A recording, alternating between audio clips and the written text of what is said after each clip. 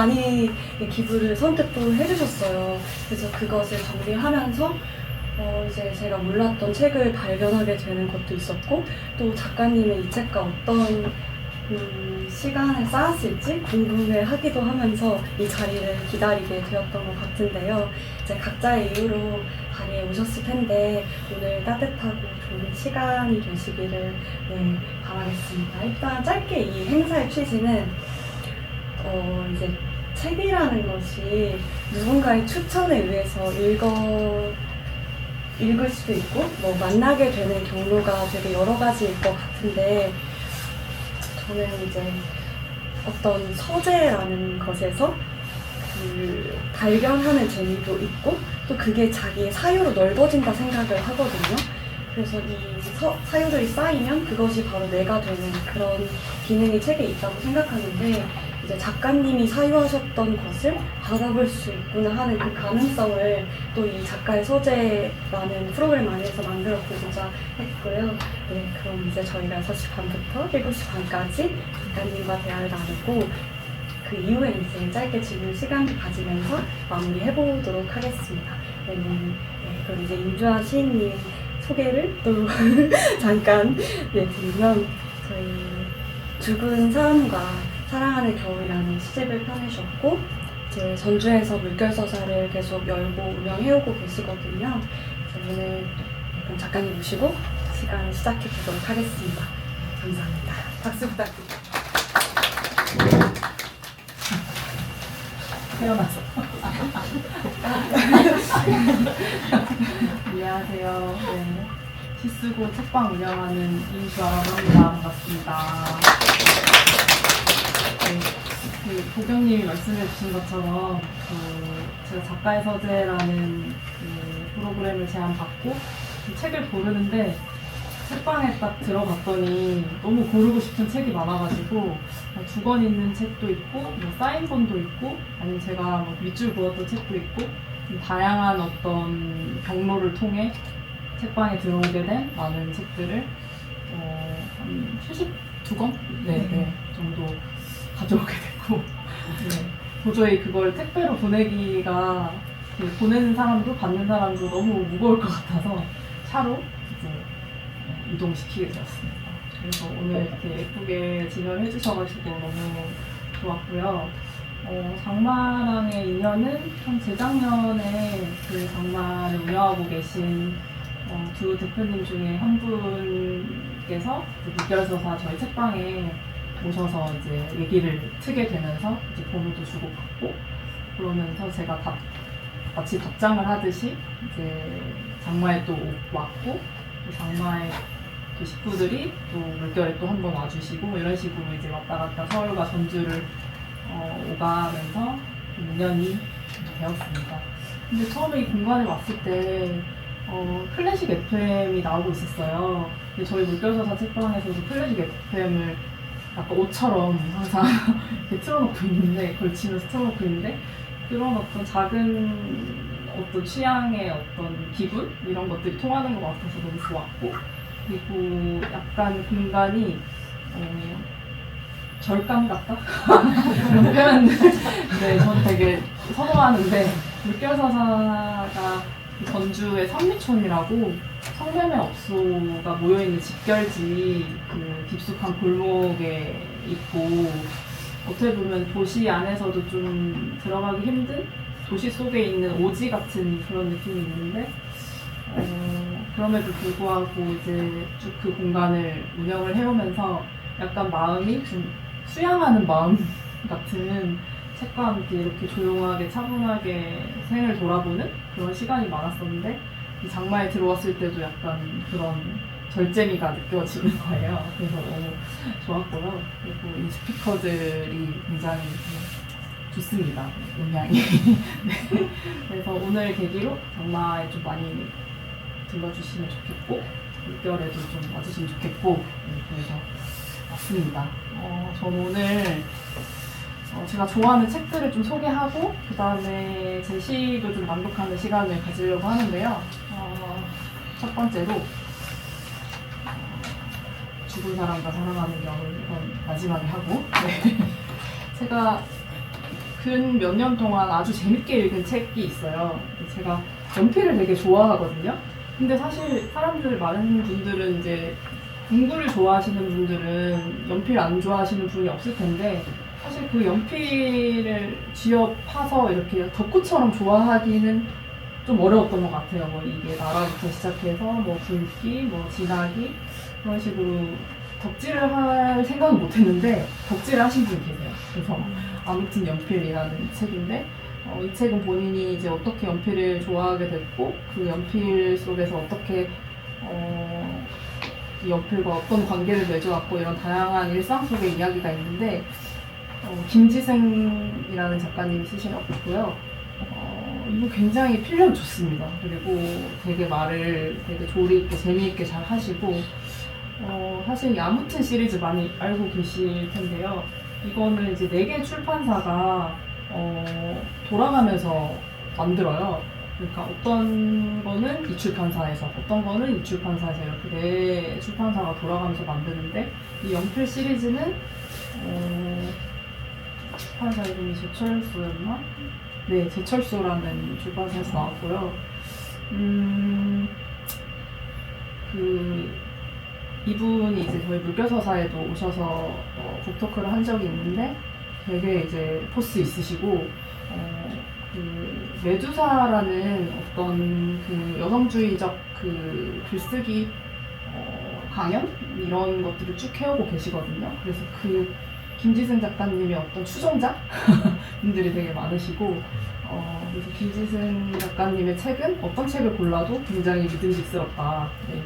그래서 이 책을 정말 추천드립니다. 그리고 사실 그 에세이가 어떤 시점부터 되게 본물처럼 막 쏟아져 나와서 그 사이에서 뭘 골라야 할지 좀 많이 좀 헷갈리고 에세이를 계속 독서의 어떤 그 가장 그 많은 장르로 삼는 것이 좀 약간 공허할 때도 있거든요. 이게 어떤 사람의 되게 사적인 이야기를 이 독서의 가장 한가운데 두는 일이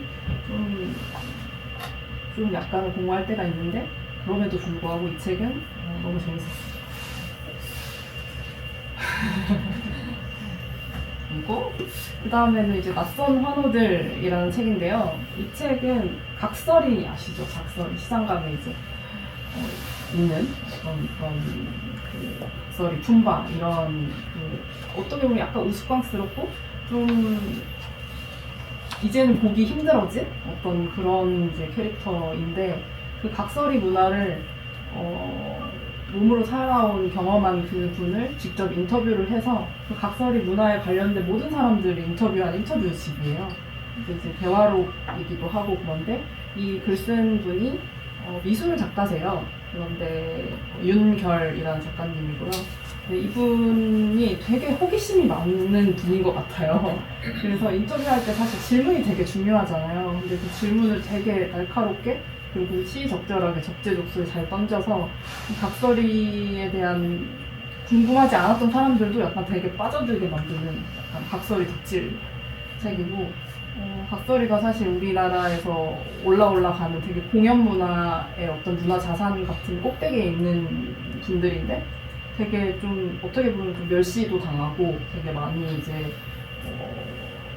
거의 뭐 존재감이 좀 없다시피 하게 그렇게 치부되기도 했지만 이 책을 읽으면 각설이가 이 공연과 어떤 연극과 그 어떤 배우 문화라고 해야 되나요? 그런 것들에 굉장히 많은 영향을 끼쳤다는 것을 알 수 있습니다. 그래서 이 책 서문에 보면 오방색 같다 이 책 자체가 그런 표현이 있는데 되게 공감이 됐습니다.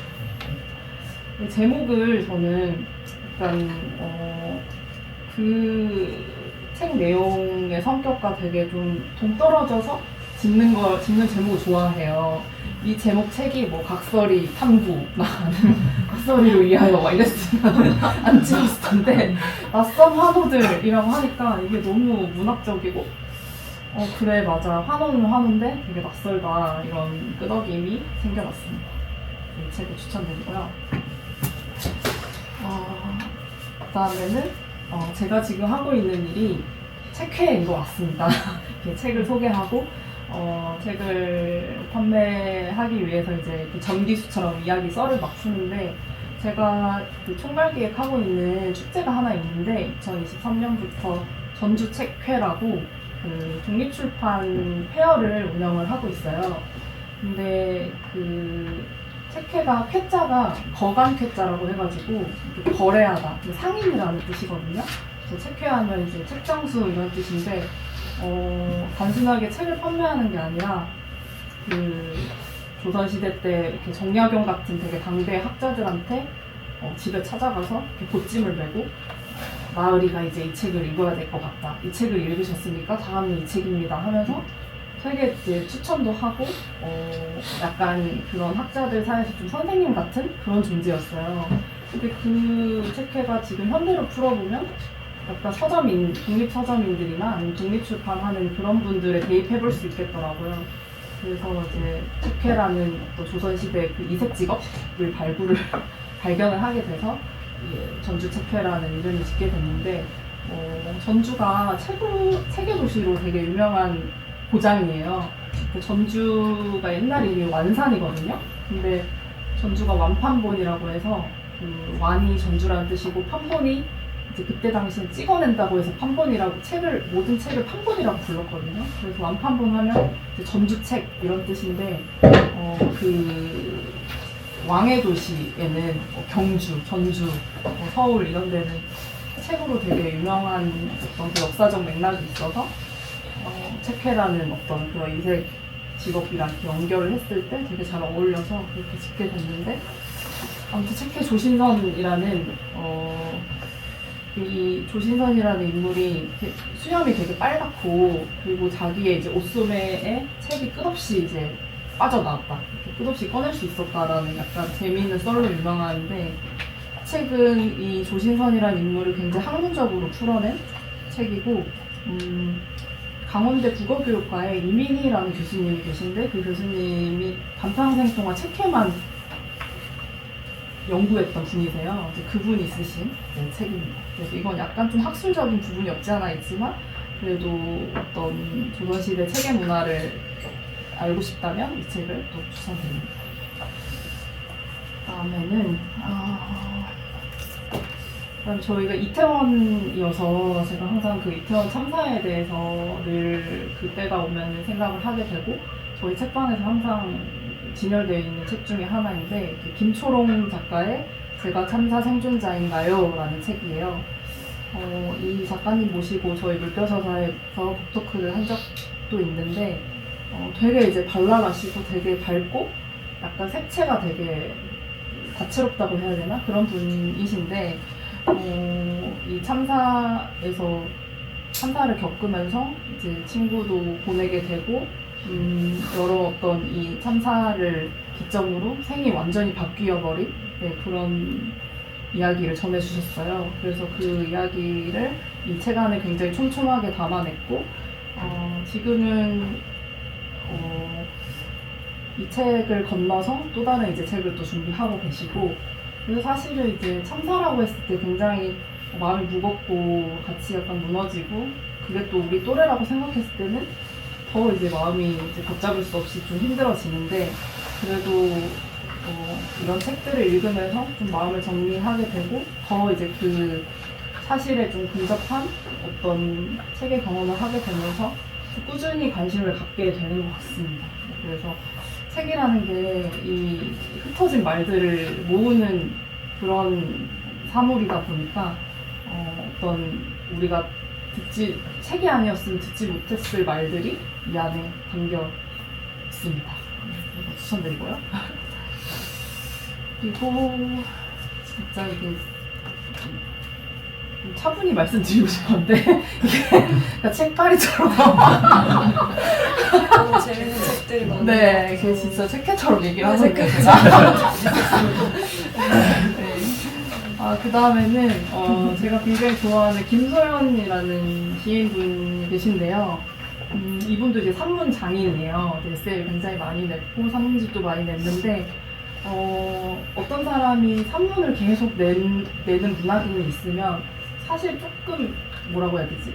이게 새로운 이야기가 계속 나올 수 있을까? 라는 좀 의구심도 들고 한데 이 출판사에서 그 뭐뭐와 시, 뭐 이렇게 빵과 시, 이건 생활체육과 시, 고양이와 시 이런 시리즈를 내는데 이 테마 안에 이 시인의 어떤 생각과 사유가 잘 드러나는 책이어서 이 시리즈 일상시화라는 시리즈거든요. 아침달 출판사에서 나온 책인데 이 시리즈 되게 추천드려요. 그래서 이건 마른 생활체육인데 생활체육하면 뭐 줄넘기나 뭐 아니면 족구나 뭐 약간 그 마을 운동장에서 볼 수 있는 수많은 자전거가 될 수도 있고 그런데 그 운동 얘기를 하는 게 아니라 그걸 통해서 시와 어떻게 연결되는지에 대해서 얘기를 하고 있어요. 그래서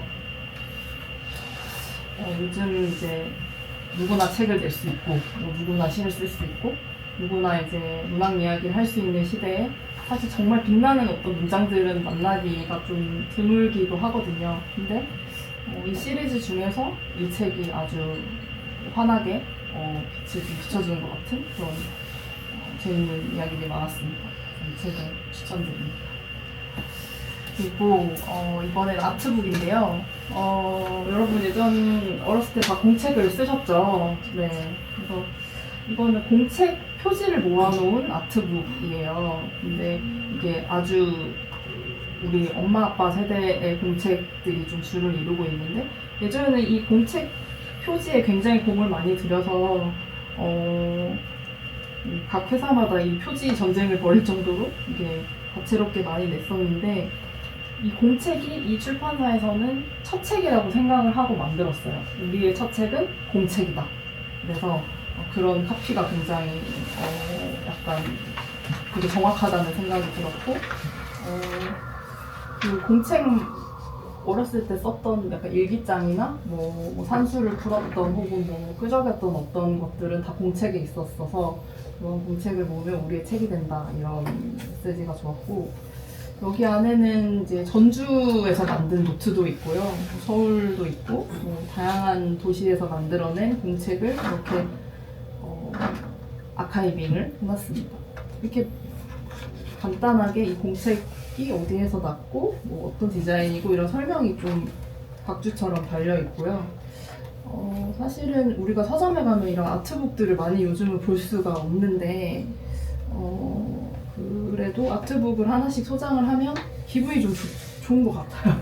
그냥 글도 싫고 뭔가 좀 뭐가 읽고 싶진 않지만 뭔가 좀 보고 싶을 때 그리고 좀 마음이나 좀 생각이 막혀 있을 때 그런 파이프를 뚫어주는 약간 그런 시각적인 책을 원하신다면 좀 아트북에 관심을 가지셔도 좋을 것 같고 그 중에서도 이런 그 어떤 빈티지한 어떤 시각 자료가 있는 이 공책 책을 추천드립니다. 원래는 이 뒤에 이 옛날 공책이 10권이 달려 있어요. 그게 세트인데 그거는 책방에서 팔고 3,000원씩 팔아도 된다고 해서 팔았더니 그 책은 안 팔리고 이제 한정만 팔리는 현상이 일어났어요. 그래서 제가 되게 아끼는 동료가 같이 일을 하고 있는 출판사 책공방이라는 출판사고 공주에 놀러 가실 일이 있으실까요? 네.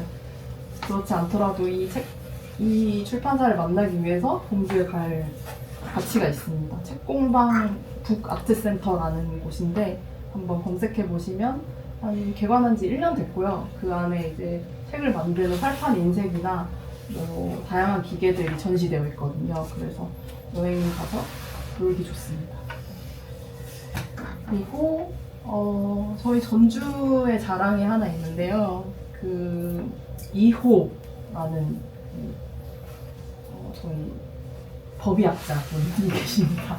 전북대 교수님이신데 30년 넘게 그 시신을 해부하면서 살아온 어떤 인생에 대해서 이야기를 하는 책이에요. 이 알쓸 신작? 네, 알쓸 신작 말고 뭐 있죠? 범잡도 있고 뭐. 예. 근데 무슨 잡인지는 모르겠는데 아무튼 나오셨어요. 근데 이분이 실제로 보면 진짜 웃기고 엄청 이제 개그 캐릭터신데 그 방송에서는 되게 조용하게 나오셨더라고요. 그래서 이분이 이제 그것이 알고 싶다에 패널로 아주 오랫동안 나오셔가지고 그것이 알고 싶다 PD님이랑 이제 자연스럽게 친해지면서 그 PD님이 이분의 유튜브를 만들어줬어요. 그래서 그 채널을 보시면 진짜 웃겨요. 네, 그래서 이분이 제가 전주 독서대전에 이분 강연을 하러 왔을 때 제가 사회를 본 적이 있는데 그때 제가 물어봤거든요. 이게 항상 듣는 질문이시던데 시신이 무섭지 않냐, 시체가 바로 앞에 있는데 그걸 해부해야 되는 상황에서 어떤 생각을 하느냐 했더니 마주보지 않아서 아무 감정이 들지 않는다 이러셨어요. 근데 그 말이 엄청 의미심장하게 들리는 거예요. 근데 그 사람은 누워있고 그 이효 선생님을 위에서 보고 있으니까 이걸 마주보지 않아서 아무렇지 않다고 하는 게 이게 약간 보수의 답변인가 싶고 되게 그 말 안에서 되게 많은 어떤 중의적인 생각을 하게 되는 그런 것이었습니다. 이거 굉장히 읽기가 편해요. 그래서 어떤 분들은 너무 쉽게 쓴 거 아니냐, 너무 가볍게 쓴 거 아니냐고 하는데 사실 그렇게 쓰는 게 저는 제일 어렵다고 생각하거든요. 그래서 이거는 이제 책을 읽기 어려워하는 어떤 친구가 있다면, 하지만 이런 어떤 세계에 좀 관심이 있으신 분이 있다면 꼭 추천할 만한 책입니다. 그래서 저는 이번 설날에 이제 엄마한테 추천을 갖다 드리려고 합니다. 그리고 거의 이제 막바지에 왔는데요. 제가 작년에 한 해 가장 많이 책방에서 팔았던 책이고 제가 아주 존경하게 된 작가님이세요. 유성원 작가님인데요. 제목은 성원씨는 어디로 가세요? 예요. 이분은 출판사에서 편집자로 일을 하고 계시고, 그리고 정체성이 이제 MSM 활동가라고 해서 게이인데 이게 게이를 넘어선 어떤 그 몸과 마음과 어떻게 보면 인간 종에 대한 탐구라고 해야 될까? 약간 그런 어떤 다양한 연구를 하는 그런 마음마저 드는 작가입니다. 그래서 이게 소설로 나왔는데 이 소설이기 이전에 어떤 한 사람의 어떤 자기의 삶의 어떤 탐구라고 해야 되나? 그런 아주 자기 자신을 아주 다 찢어서 다 해부해서 여기저기 막 이런 공간이 있다면 다 걸어놓은 것 같은? 하지만 피가 막 슬프게 흐르는 게 아니라 되게 이제 어떤 뭐라고 표현을 못하겠다는데 네, 그래서 좀 마음 아프기도 하고 되게 아름답기도 하고 이해가 안 되기도 하면서 이해할 수밖에 없는 그런 이야기를 담고 있습니다. 근데 좀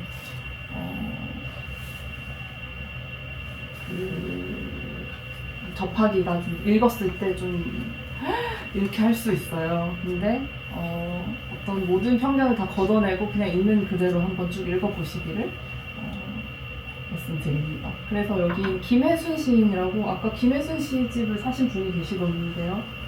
누구시죠? 네네네네. 이 작은 시집을 쓰신 그분께서 이제 추천사를 쓰셨는데, 유성원의 글은 참 잘 벗는다. 그의 글은 일본의 사소설 작가들보다 잘 벗는다. 나는 이렇게 솔직하고 정직한, 그래서 기막힌 글을 이때까지 읽은 적이 없다. 단 하나도 꾸미지 않는 정직함, 발가벗은 당당함. 그는 얼마나 자연인가. 노루처럼, 기린처럼, 은행나무처럼. 이렇게 추천사를 써주셨습니다. 책을 추천드리고요. 다음에는 저의 애증의 시집, 첫 시집을 소개해 드릴게요. 제가 이제 시로 데뷔한 게 2015년인데, 그 다음 해에 이 출판사 사장님께서 저한테 연락이 오셔서 시집을 내자라고 하셨어요. 그럼 그게 2016년인데, 제가 원고를 5년 동안 안 드린 거예요. 그래서 출판 대표님이 세상에서, 세계에서 제일 바쁜 시인이라고, 노벨상 시인보다 더 바쁘다고 엄청 이제 약간 유머 섞인 혼란을 하셨던. 그랬는데 사실은 그때 제안을 받았을 때 너무 기쁘고 좋았는데 어떻게 해야 될지 잘 몰랐던 것 같아요. 이게 등단이 뭔지도 모르겠고 데뷔가 뭔지도 모르겠고, 사실 내가 시를 쓰는 걸 좋아하지만 내가 시인이라고 하니까 너무 좀 부끄럽고 쑥스럽고 이게 맞나 싶은 그런 게 좀 컸었어요. 그냥 관습적으로 시를 쓰고 있었지만 이걸 책으로 낸다고 했을 때는 더 많은 어떤 도약이, 마음속에 도약이 필요한데 그럴 깜냥이 안 됐던 것 같아요. 그래서 아주 5년 넘게 해차를 하고 돌아다니다가 그러다가 이제 제가 물결서사라는 공간을 친구 따라 우연과 충동에 의해서 운영을 하기 시작하면서 마음을 많이 다듬게 됐고, 아 그래 나는 시인이야, 그래, 나는 시를 쓰자, 이렇게 계속 마음 훈련을 하면서 시집을, 그때도 이제 아르코라는 그 지원 사업이 있어가지고 그거에 800만 원인가 700만 원인가 그 덜컥 이제 선정이 돼가지고, 그거는 이제 안 내면 안 돼, 큰일 나거든요. 범죄자가 돼요. 그래서 돈을 다 뱉어내던지 아니면 그래야 돼서 목 끝까지 찬 상황에 그동안 써왔던 아주 느리고 어쩌면 이제 삶의 어떤 비중에 있던 것들을 좀 건져 올리게 된 그런 시집입니다. 그래서 이 시집 속에 있는 시를 여기에 담아왔습니다. 그래서 자연스럽게 낭독으로 넘어가도록 하겠습니다.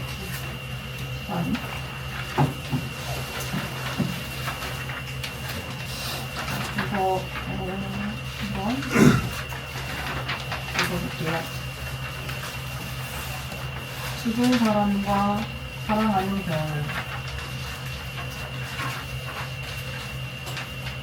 내가 사랑하는 사람들은 겨울에 태어나 겨울에 죽었다. 그래서 겨울이 좋다.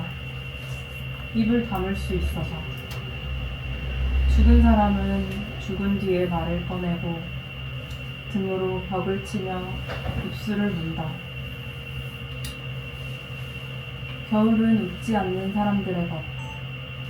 그런 사람들이 자주 뒤돌아보는 곳. 겨울에는 주머니가 자주 터진다. 길을 잘못 든다. 잘 넘어진다. 보고 싶어 사라진다. 보이지 않게 돌아선다. 내가 나를 던지지 않고 아무도 나를 밀지 않아서 눈이 떨어진다. 어깨에 떨어진 사람들이 꿈을 꾼다. 꿈에서 성벽보다 높은 난간을 바라본다. 내가 사랑하는 사람들은 더 이상 태어나지 않는다. 아오리. 우리는 아오리처럼 젊었다. 얼마나 흰지 모르는 채 단단한 연두로 살았다.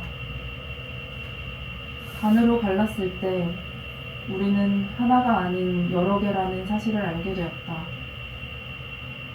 하나 안에 나는 하얗게 질려 있었고 하나 안에 너는 까만 씨를 물고 있었다. 우리는 모르는 척 서로를 나누어 가졌다.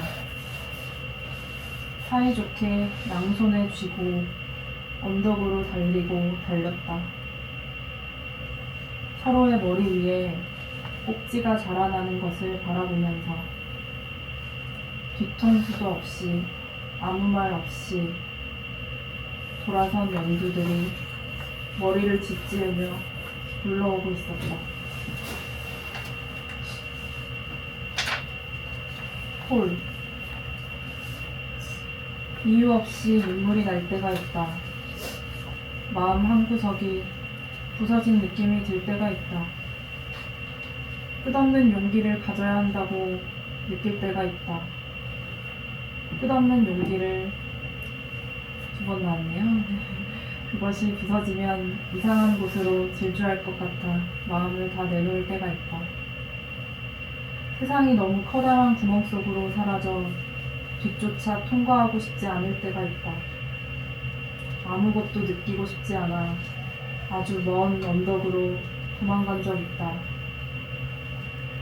아무와도 말하고 싶지 않아 언덕에서 굴러 떨어진 적 있다.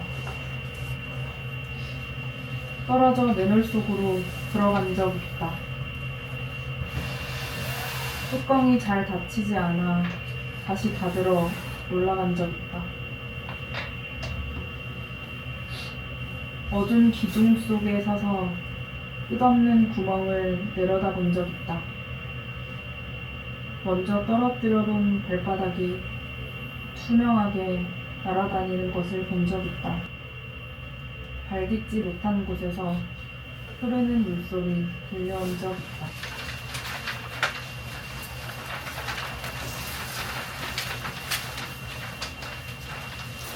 밤의 공터. 처음 보는 할아버지가 가자란 진돗개 한 마리를 데리고 전주 선미촌 성로매업소 뒤를 서성이고 있었다. 개는 제 몸통에 반이 채 안 되는 목소리로 건물을 향해 소심하게 짖기 시작했다. 할아버지는 알 수 없는 말로 개를 나무라다가 쥐고 있던 목줄을 건물 가스관에 길게 묶어주었다. 주춤하던 할아버지는 개의 얼굴을 한번 쳐다본 다음 업소 안으로 황급히 사라졌다. 그리고 나오지 않았다. 개는 공터에서 앞발을 모으고 웅크려 앉아 할아버지를 기다렸다. 쉴 새 없이 골목을 비집고 들어오는 차들. 헤드라이트 불빛은 반드시 개를 한번 비추고 빠져나가야 했다. 망종. 타인은 죽이지 못한 벌레. 알려지지 않은 붉은 씨앗. 이리 와, 어서 갉아먹어보렴. 텅텅텅 우는 소리 나는 나를 망가뜨려보렴. 구멍 뚫린 옷을 걸치고 전속력으로 나는 새들. 맨몸으로 기어다니는 벌레 흑말. 계획의 취미는 경로 재탐색. 사랑하겠습니까? 돌아가겠습니까? 썩은 낙엽으로 뒤덮인 나의 몸. 뺨에 달라붙은 타인의 감정. 빗자루에 붙은 벌레 다리 몇 개. 푸푸푸. 좁고 깊숙한 산로를 건너 젤리로 둘러싸인 머릿속을 통통 튀는 꿈에 너는 활찬 물고기가 될래? 꽉 찬 물사리가 될래? 묻고 답하지 않는 꿈에 젖지 않고 마르지 않는 꿈에 해치지 않고 다치지 않는 꿈에 샘밭에서 막 따온 까만 젤리코를 줄게. 생숲을 걷는 흰 소라기를 줄게. 피피포포 달콤한 피맛소스, 짭조름한 선맛소스. 입안에 돌아, 귓가를 돌아, 만지고 만져 나에게 와줘. 피감아 돌아 나에게 와줘. 끝내 꿈에 뒤집어 보면 유리문 깨지는 바람, 속이는 파랑. 들어와 안아보면 어선에 숨겨둔 그물처럼 끝없이 몸에 걸리고 감기는 너는 끌어올려도 올려도 끝없는 너는 버릴 수 없는 무게로 버려도 좋을 상태로 나를 묶고 달래는 사랑은 피난 피 흐르는 파랑판.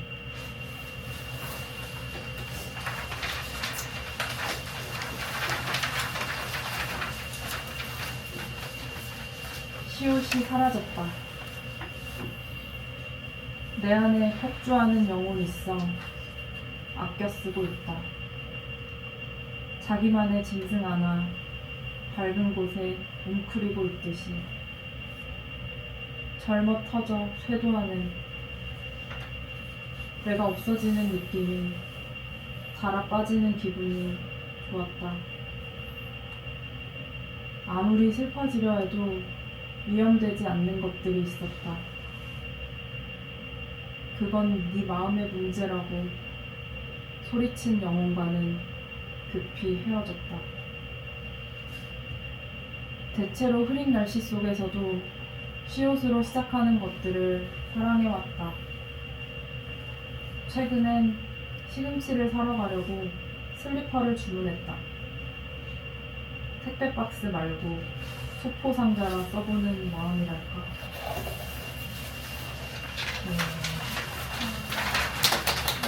이렇게 연달아서 읽어본 적은 처음인데 재밌네요. 시옷이 사라졌다 앞에는 다 시집에 있는 거고요. 시옷이 사라졌다는 쓴지 열흘밖에 안 된 시. 최근 이제 개관지에서 청탁이 와서 아주 오랜만에 이제 각을 잡고 써보려고 했으나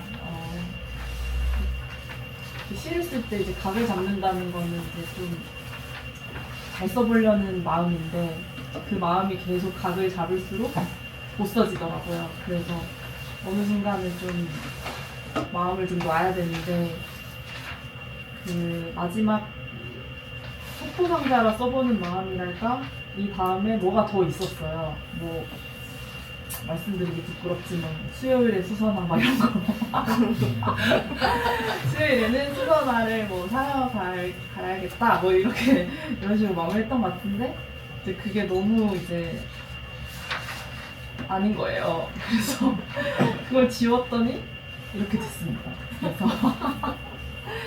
그래서 시옷을 사랑하는 마음이 있는지 몰랐지만 이렇게 쓰다 보면 좀 알게 되는 것들이 있더라고요. 그래서 사실은 이 제목은 저랑 같이 책방을 운영했던 송지희라는 극작가가 있는데 그 친구가 요즘 이제 임신을 해서 거의 만삭인데 되게 힘든 시간을 보내고 있어요. 너무 이제 몸이 신체적으로 이제 변화가 크니까 어떤 날에는 되게 막 하염없이 막 눈물이 날 때가 있고 호르몬의 변화로 인해서 자기가 의도치 않은 어떤 그런 감정이 막 휘몰아칠 때도 있고 그런데도 이 작품 의뢰가 왔을 때 너무 잘하고 싶어서 잘 써서 이 공연이 대박이 났어요.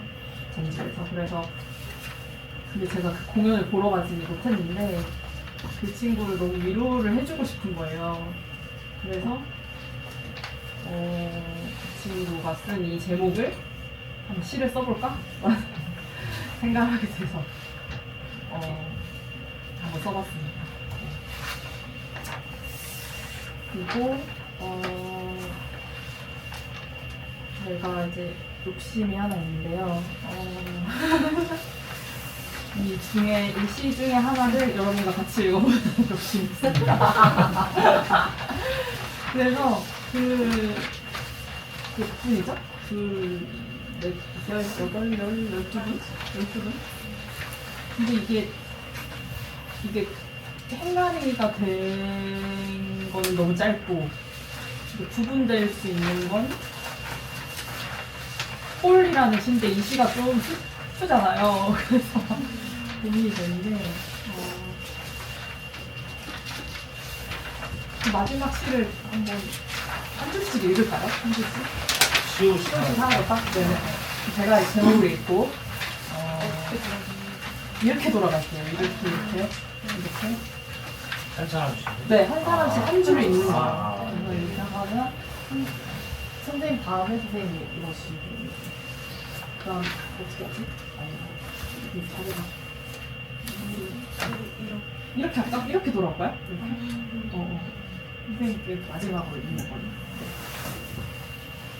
시옷이 사라졌다. 내 안에 폭주하는 명은 있어.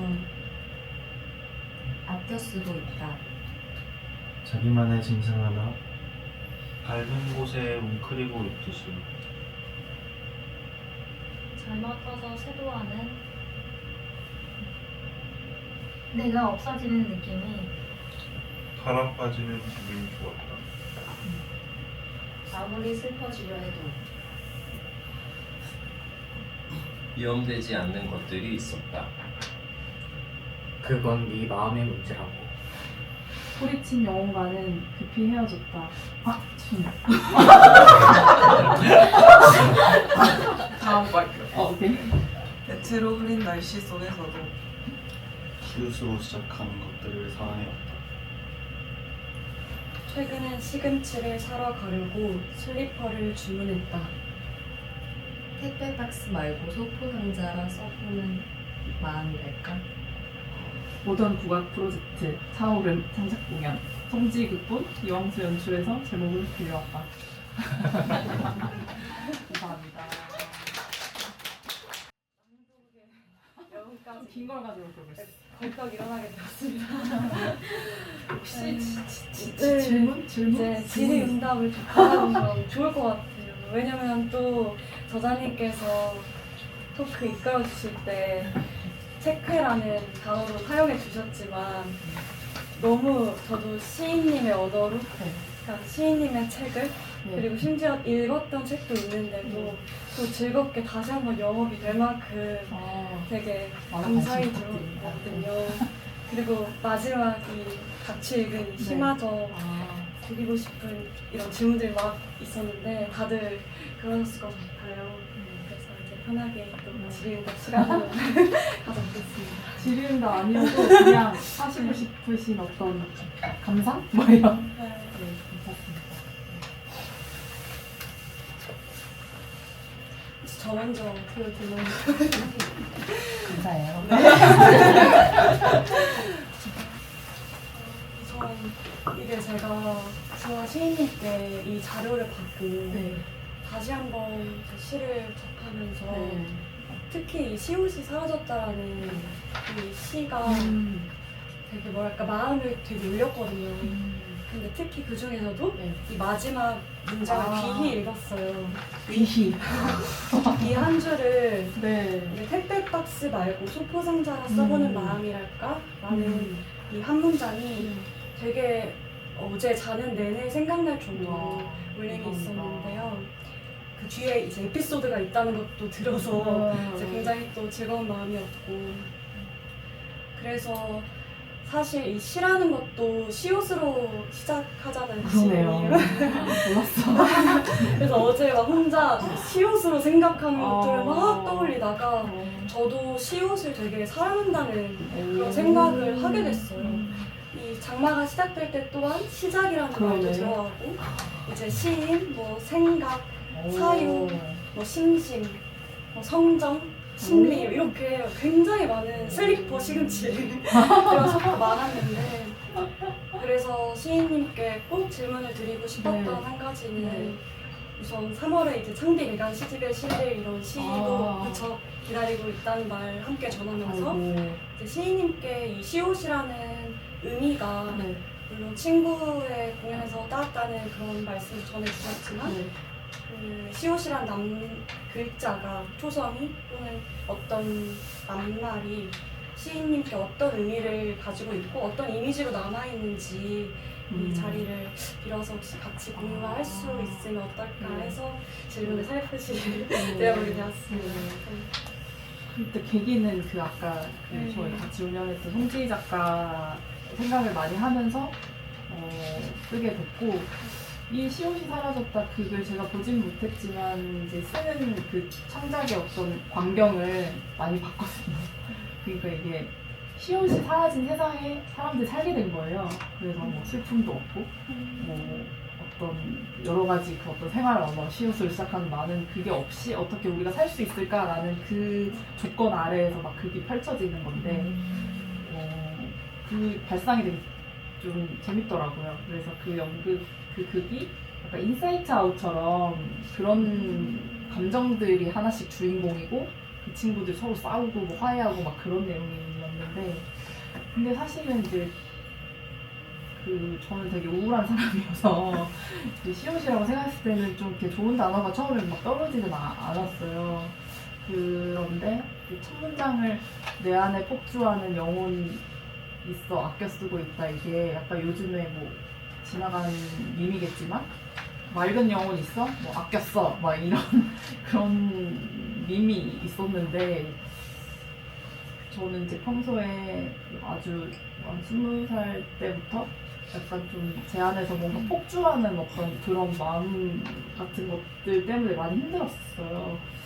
그래서 그거를 좀 잠재우려고 해도 잘 안 됐어요. 그게 막 분노가 될 수도 있고 그게 과도한 슬픔이 될 수도 있고 약간 그런 것 아픔이 될 수도 있고 그런 것이었는데 근데 이제 나이가 조금씩 들면서 이걸 어떻게 관리할 수 있을까 내 안에 이 폭주적 같은 마음을 그런 생각을 하다 보니까 뭐 쇄도라는 단어가 나왔고 슬퍼지려 해도 할 때 그 슬픔도 나오고 소리치다 할 때 소리도 나오고 이렇게 쭉 하다 보니까 이게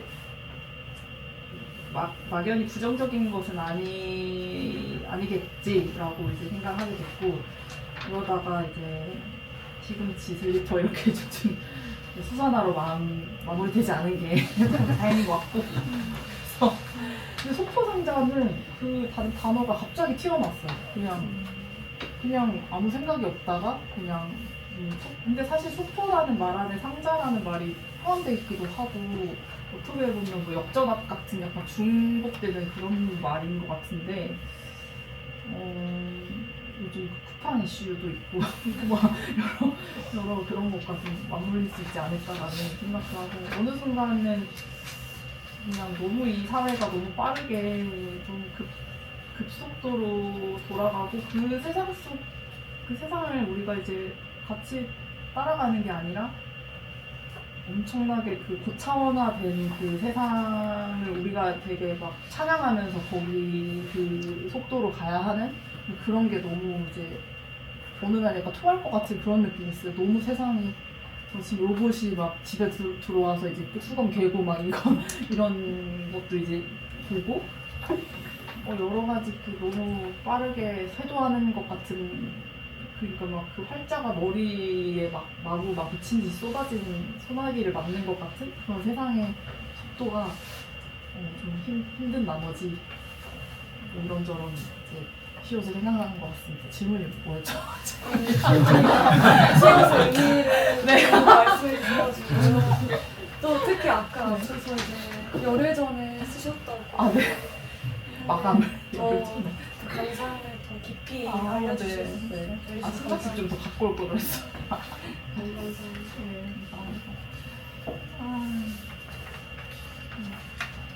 네. 저 혹시 질문? 네네네. 저는 이제 그 시인의 시집을 네. 여러 차례 읽고 와서 다시 있는데 제가 느끼는 어떤 첫 시집의 그런 첫 시집을 관통하는 키워드는 약간 그런 어떤 애도, 어떤 슬픔, 이제 좀 깊이를 알 수 없는 슬픔 그런데 잠겨 있다고 생각을 했어요. 뭐 겨울이라는 계절이 겨울이라는 계절이 죽음을 또 연상하기도 하고 그리고 이 홀이라는 시에서도 어떤 깊이를 알 수 없는 어떤 그런 슬픔, 그 구멍 그게 또 이제 어떤 눈물샘처럼 이유 없이 나오는 그런 메시지로 읽히고 또 뒤에 어떤 망종이라는 시로 제목에서 알 수 있다시피 그런 어떤 죽음과 그 죽음 어떤 지금은 내 앞에 없는 또 존재에 대한 슬픔 이제 이런 것들이 좀 전반적으로 그 시에 나타나 있는데 마지막 시는 좀 반대로 느껴졌어요. 어떤 느낌이냐면 아무리 슬퍼지려 해도 이해되지 않는 것들이 있었다. 그건 네 마음의 문제라고 소리친 영혼과는 급히 헤어졌다. 이 부분에서 종전의 첫 시집과는 좀 다른 나는 어떤 그냥 아무리 슬퍼도 젖지 않는 것, 물들지 않는 것을 이제 임주아가 찾아가고 있는 게 아닌가. 그래서 그런 어떤 내 마음속에는 어떤 영혼과 결별하고 내가 두 번째 시집은 이런 방향을 좀 잡아서 가는 거 아닌가 하는 생각이 문득 들었어요. 이제 앞으로 어떤 탁월한 근거이십니다. 어떤 방향으로 그러니까 아무래도 이제 시인으로서 시를 쓰는데 계속 첫 번째 시집의 어떤 컨셉대로 갈 수가 없으니까 앞으로의 어떤 시의 방향성이라든가 이런 것들이 정해진 건지 아니면 은연중에 이런 구절이 나온 것인지가 좀 궁금합니다. 그게 이제 사람이 작용과 반작용의 어떤 그것에 의해서 그 제목이 좀 이제 그렇잖아요. 그렇다 보니까 이렇게 막 너무 죽음, 애도, 막 슬픔, 절망 막 이게 너무 이 시집에 가득했다 보니까 저도 모르게 이걸 조금 이제 벗어나고 싶었었나 봐요. 그리고 제가 이제 처음에 그 책방 선미촌에서 책방 운영할 때 그때는 잘 몰랐어요. 제가 뭘 하고 있는 건지, 이 공간에서 책을 판다는 건 무슨 의미인지, 자기 좌표를 자기가 위치를 잘 모를 때가 있잖아요. 지금 젊었을 때는. 그랬는데 점점 내가 어디에 있고 내 책임은 어디에 있고 뭐 이런 여러 가지 이제 좀 성장통을 겪다 보니까 이렇게 막연히 슬퍼하고 죽음만을 생각하기에는 그것도 너무 젊었다라는 생각이 들더라고요. 젊은 날에는 누구나 죽고 싶어 한다는 약간 그런 유명한 그 문장도 있듯이. 그래서 이제 그때는 이제 아버지가 돌아가시고 나서 그 슬픔에 대해 되게 잠겨있는 어떤 시절이 있었는데, 그 시절을 조금 이제 벗어나기도 하고, 그리고 좀 맷집이 생겼다고 해야 되나? 제가 생각하는 어떤 그 깊은 구렁텅이를 맞설 수 있는 약간 에너지가 좀 생긴 것 같아서, 그래서 말씀해주신 것처럼 두 번째 시집에서는 좀 다른 분위기로, 네, 좀 더 다른 길로 가고 싶어. 네. 그래서 애도를 하지만 좀 애정도 하는 그런 시간을 갖고 싶습니다. 네.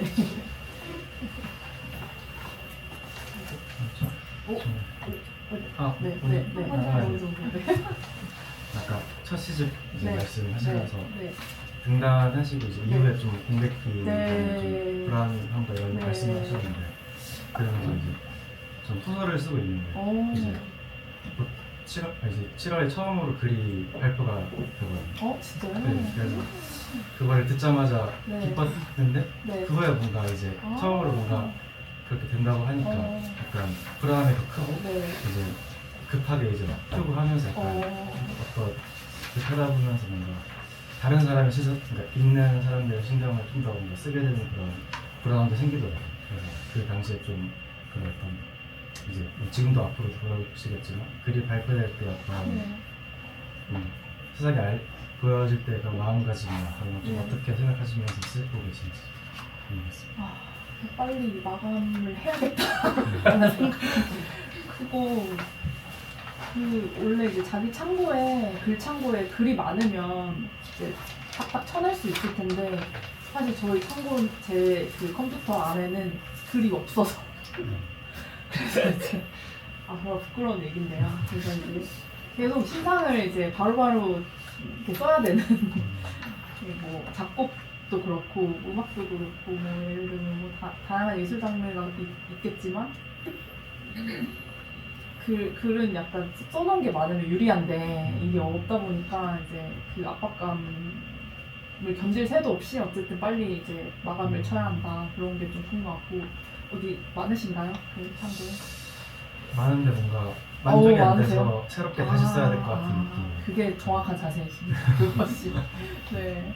그래서 그 많이 비축해놓는 게 좋은 것 같아요.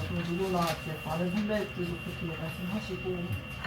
근데 이제 새로운 걸 낼 때는, 근데 그 짧은 시간에 폭발력 같은 것도 저는 사실 좀 늦는 편이어가지고, 저는 이제 피인간이라 대문자 피인간이라서 그 MBTI 해봤더니 계획이 3% 나왔어. 3%. 97%가 항상.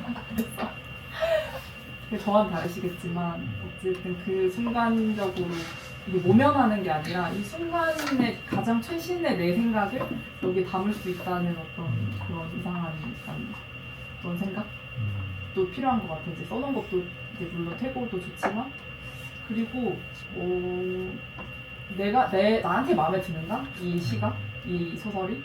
사실 이렇게 쓰다 보면은 좀 눈치를 많이 보게 돼요. 아, 이걸 좋아할까?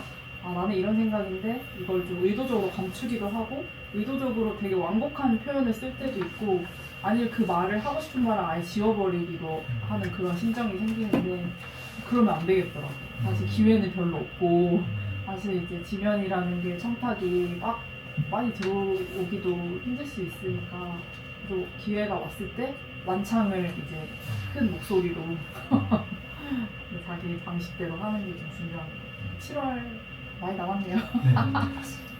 그래도 완성하셨나봐요. 네, 어. 네, 하는데 이제 뭐 편집, 아. 수험이랑 편집자 뭐 이런 과정도 있고 하니까 네. 그런 것 같은데. 네네. 근데 그런 것도 팁인 것 같아요. 편집자님한테 이제 물어보세요. 보내고 나서 괜찮은지. 나는 이렇게 하는데 조금 이 부분이 걸린다 하면은 엄청 신나서 얘기해 주실 수도 있어요. 감사합니다. 그 아까 소개해주신 책도 그렇고 네. 물결정사에 가면 네. 소설이나 시 말고도 아트북들이 엄청 어. 많잖아요. 그래서 아까 유성원 네. 유성원 작가님의 네. 책도 그렇고 네. 아까 소개해주신 연필도 그렇고 어. 공책도 그렇고 시인님은 좀 아트북이나 아트에 어. 관심이 되게 많은 것 같아요. 오. 그래서 왜 그거에 마음이 쓰이시는지 그 어떤 면들이 나를 자꾸 이렇게 자극하는지가 궁금하고 아까 얘기해 주셔서 아직 그 시가 많이 없다고 하셔서 이 다음 질문이 효용이 있나 싶긴 하지만 다음 시집을 언제쯤 생각하고 그러니까요. 계시는지 궁금합니다. 두 번째 질문에 먼저 답을 드리자면 아직 너무 이제 길이 멀어서 사실 내년에 내고 싶은데 좀 어불성설인 것 같고 근데 그런 건 있어요. 이게 어떤 시인들은 한 3개월 동안 시를 빡세게 써가지고 그거를 이제 투고를 하고 이제 어쨌든 발탁이 되면 좋지만 어쨌든 요즘 다 투고 시스템이라서 이제 투고를 하는데 저는 그런 쪽인 것 같아요. 내가 나를 몰랐던 거예요. 아 시간이 길면 넌 차근차근 쓸 수 있을 거야 라고 나는 생각했지만 시간이 길면 길수록 미루고 이렇게 미래의 나에게 자꾸 결탁하게 되는 그래서 차라리 시간을 빡 두고 그때 미친 듯이 이제 쓰는 그런 방법을 한번 해보려고. 그래서 일단은 타이트하게 이제 내년에는 시집을 두 가지 시집을 내고 싶다. 네, 그래서 내기는 어려울 수 있는데 추고를 해보겠다. 그래서 한 50편은 60편은 내야 되는데 이제 가능하게 이제 해야겠죠. 네, 그러고 있고요. 그리고 그 아트북은 그냥 재미있어서 그런 것 같아요. 근데 사실은 책이 재밌기가 쉽지가 않아요. 이렇게. 그래서 재밌는 책들은 좀 아트북 쪽에 많이 있었던 것 같고 시각적인 것도 그렇고 사실 그 아트북이 말이 아트북이지 이게 덕질하는 책들이잖아요. 아까 공책도 그렇고 연필도 그렇고 자기 자신을 덕질하는 것이 될 수도 있고 그래서 그런 좀 하나에 약간 집요하게 파고드는 그런 것들이 되게 저를 좀 자극하는 것 같아요. 예전에 어렸을 때 제가 초등학교 때부터 제 취미가 뭐였냐면 잡지 모으는 거였거든요. 패션 잡지. 키키, 패시 이런 잡지 되게 좋아했어요. 그래가지고 그 패션 잡지들을 이제 보기 시작하니까 그런 어떤 시각적인 것들을 어렸을 때 많이 좋아하다 보니까 또 아트북에 관심이 많이 생긴 것 같고 그리고 요즘에는 이제 제가 책방에 가면 항상 종이신문을 3종을 보거든요. 하나는 이제 중앙지 하나 보고 하나는 지역 거 2개 이제 보는데 그 댓글이 없는 게 너무 좋아요. 뉴스에 댓글도 없고 그 뭐라 해야 되지? 그냥 아무 근데 그게 편집이 그 중요도에 따라서 이렇게 잘 배치가 되어 있거든요. 그게 어떻게 보면 약간 신문이 약간 신문물 같다? 이런 생각도 들어요, 요새는. 그래서 하나의 가장 얇은 아트 같다? 약간 이런 생각도 들고 그래서 그런 종이 매체에 관한 관심을 끝까지 가져가고 싶습니다.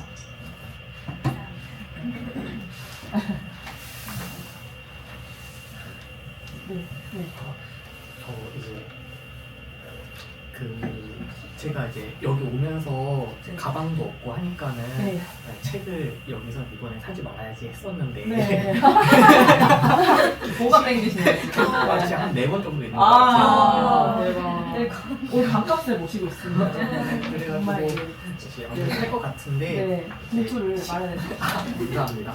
시인님께서 이제 책방도 운영을 하시고 또 책회도 기획을 하셨었잖아요. 그러다 보니까는 직업적으로 책을 많이 접하셨을 것 같은데 그러다 보니까는 시인님께서 그냥 취미 삼아 이제 책을 보시고 싶을 때에도 약간 직업병 쪽으로 이제 좀 더 손이 끌리는 책들이 있을 것 같아요. 네. 그래서 시인님께서 주로 시선이 가시는 네. 그런 책 종류가 무엇인지가 궁금하고 또 다른 걸로는 이런 책 기획을 하시면서 이제 가지고 계시는 직업병이 아, 좀 궁금합니다. 그 약간 어떤 책을 보면 판권면이라고 해서 뒤에 이제 누가 편집했고 뭐 이렇게 디자인 누가 했고 그런 걸 꼭 보는 직업병이 생겼어요. 솔직히 이게 몇 수에나 나갔나 이런 게 사실 궁금해서 연탐하는 마음으로 뭐 이거 지금 이제 6쇄 그러면 1쇄에서 6쇄까지 얼마나 걸렸나 뭐 이런 거 이제 이런 거 좀 보는 거 좋아하고 그리고 직업병은 이제 책을 자꾸 저장하게 이렇게 못 버리는 그런 병이 있어서 그래서 오늘 너무 시원해요 마음이. 오늘 제 방출을 하게 되어서 심지어는 책방에 그 팔고 있는 책들도 많이 가져왔어요. 왜냐면 여기에 진열될 거 생각해서 좀 근데 이제 놓친 책도 많아요. 뭐 다른 이제 그 아트북도 더 있는데 제가 이제 너무 정신없이 챙기다 보니까 그런 것도 있긴 한데 그래서 좀 지속적으로 책을 보내드릴까? 라는 이제 생각도 하게 되고 너무 좋은 이제 광고판이에요. 또 여기 장마에 오시는 분들이 워낙 또 책 좋아하시고 이런 문화적으로 좀 향유하신 분들이 많아서 첫 번째 질문 그 책을 보실 어떤 때 책을 주로? 네네 어떤 책을 주로 보시는지 저는 이제 제가 이제 최근에 그 좋은 생각이라는 여러분 다 알고 계시는 그 잡지에 글을 실었어요. 100년 서점을 꿈꾸며 그 글을 실게 됐는데 이제 그 글을 실고 어떤 독자분께서 그 글을 읽으시고 책을 이제 좋은 생각 책을 한 30권이었나? 20권이나 그걸 책방에 이제 보내주셨어요. 좋은 생각 측에 이제 연락을 하셔서 응원하는 마음으로 그래서 이제 그 책을 이제 나누게 되었는데 감사하게도 좋은 생각 측에서 또 이제 책도 매달 보내주시고 해서 좋은 생각 많이 읽고 있고요. 되게 짤막짤막하게 읽기 좋아요. 화장실에서도 읽기 좋고 좋은 생각이 아직 있다는 게 전 너무 고마운 거예요. 그리고 거기에 좋은 글이 너무 많아요. 네, 되게 짤막짤막하고 되게 유명한 작가님들도 많고 그래서 이제 이게 파급력이 대단한 매체였구나라는 걸 다시 알게 됐고 그리고 이제 신문을 사실은 좋아해서 이제 신문을 좀 끼고 사는 편인데 매일 읽을 수 없을 때는 그 큰 제목을 많이 이제 보고 그냥 이제 신문을 넘기는 그 행위가 저는 너무 좋고 그래서 책보다는 그 잡지와 신문을 좋아하고 그리고 요즘에는 사실 이제 여러분도 혹시 나중에 서점을 운영하고 싶다라는 꿈이 있으시다면 책을 많이 못 읽을 거라는 각오를 하시는 게 좋아요. 왜냐면은 이제 서점 운영하면은 그 한 권만 입고를 몇 권을 하기가 사실 좀 어려워요. 그래서 이걸 두세 권 입고를 한다? 그러면은 이제 엄청 애정이 있는 책인 거예요. 왜냐면은 이 한 권 팔기도 너무 어렵거든요. 그래서 그런 심정으로 한 권만 이제 입고를 하다 보니까 제가 이 책을 못 읽는 거예요. 이걸 성장시킬 수가 없잖아요. 그래서 2권을 샀어야 되는구나. 근데 매일매일 들어오는 그 책을 다 2권씩 살 수가 없잖아요. 근데 이제 그렇다 보니까 제가 꼭 읽어야 되는 책도 그냥 한 권만 주문해서 자꾸 못 읽고 막 이러는 게 생겨서 요새는 최근 근작으로 나온 시집들을 무조건 2-3권씩 이제 사서 내 거 하나 챙기고 그러니까 그런 호사를 호사? 아니면 당연한 그러려고 하고 있습니다. 물결에서 뵈면 좋겠네요, 여러분들. 네. 장마 물결 너무 세계관이 네. 저기 뒤에 되게 멋있는 글씨가 있어요. 장마가 시작될 때 저거 가시면서 꼭 보시고 가세요. 여기까지. 여기까지.